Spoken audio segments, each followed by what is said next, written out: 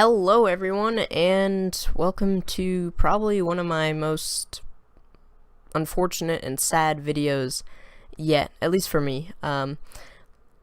Luckily this didn't happen to anyone watching this, unless it's me watching it back or something, or you just happen to have this problem. Anyway, I really hope this doesn't happen to you because something terrible has happened, as you probably know from the title of the video. And basically, I went away for vacation, as most people do over the summer, and I left my PC uploading, my custom-built PC that I'm pretty proud of, and it has always worked for me. I haven't really had any problems, except, you know, like a small motherboard problem, and all things that I could find easily fixable. So I got back, and I went to turn on my monitors to, you know, do whatever came next, and I got a black screen. So, you know, whatever, just restart the computer, no problem. And then I got another black screen. So, okay, well, you know, I'll probably just, it's probably just the boot drive is messed up. I just have to fix that in the BIOS. So I go into the BIOS and what? No, that's right. That all looks good. Black screen. I got about 1 million black screens. I did so many tests, like, you know, I never once was able to get into Windows. I was kept within the BIOS, or I got, you go past the BIOS, and then it's like preparing to boot, and then it just goes black. So at this point, I posted a forum post, which I think was the natural thing to do, on Tom's Hardware, which is a very good site in case you have any problems with your PC, or even if you don't, if you need tips.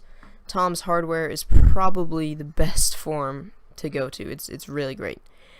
And it took a while, but I did get a response. Meanwhile, I was trying to figure it out, and I didn't really get anywhere. And I removed my SSD, which I really should have thought of. I don't know why I didn't. I have an SSD and a hard drive, by the way.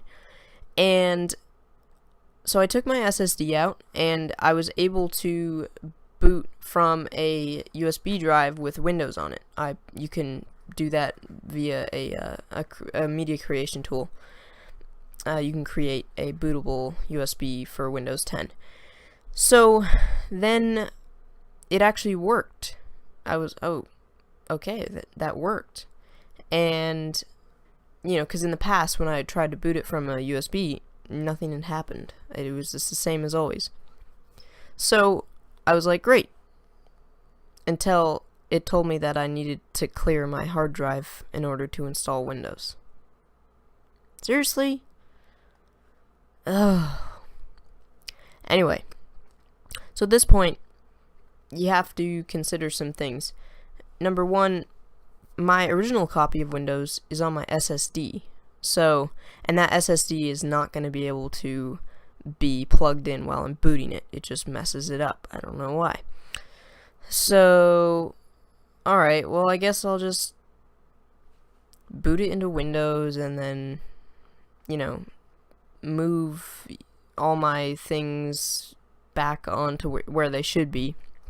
Move this Windows that's on this hard drive now onto the SSD after I clear the hard drive. And you may be thinking, clear your hard drive? But it seemed like if I was going to be stuck without a computer, it'd be better to have a cleared hard drive than no computer. So I cleared it, and all that's on there is like my video backups and, like, you know, all my videos, and then I have like 2 games on there. They're not really important. They're not like YouTube or anything. And I have like SketchUp and Blender and Fusion 360 on there just for designing stuff, which are all things that I probably could do without. It's okay if they're not there. So everything seemed good, so I went ahead and installed Windows, cleared the drive, and I got to here, and I plugged in my SSD, and at first it wasn't even recognizing it, but now it will actually recognize it, also in the device manager and stuff, local disk D. But I'm not going to click on this because I know what happens. It loads up here, sort of like when you search something, and then it crashes. You don't, like, you still get, like, the task manager if that's open, and you get, like, you don't really get anything, but the rest of Windows is gone, and it's just black in the background. And then if you try to, like, log out with Control-Alt-Delete or something like that, you won't get anywhere, and you have to restart. So I decided, well, okay, fair enough.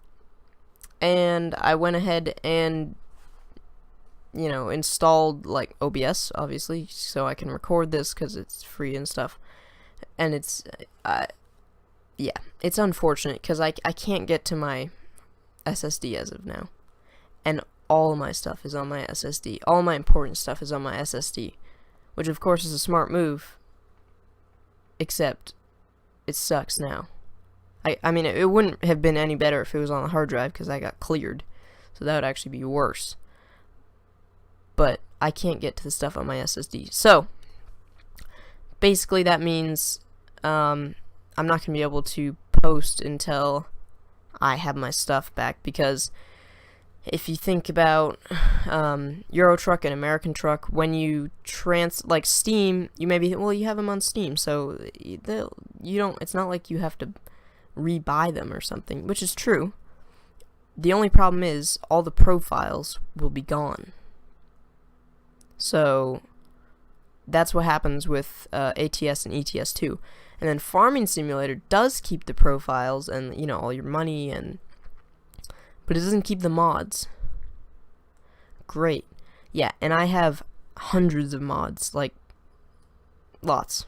Just like anyone else who plays Farming Simulator, I imagine.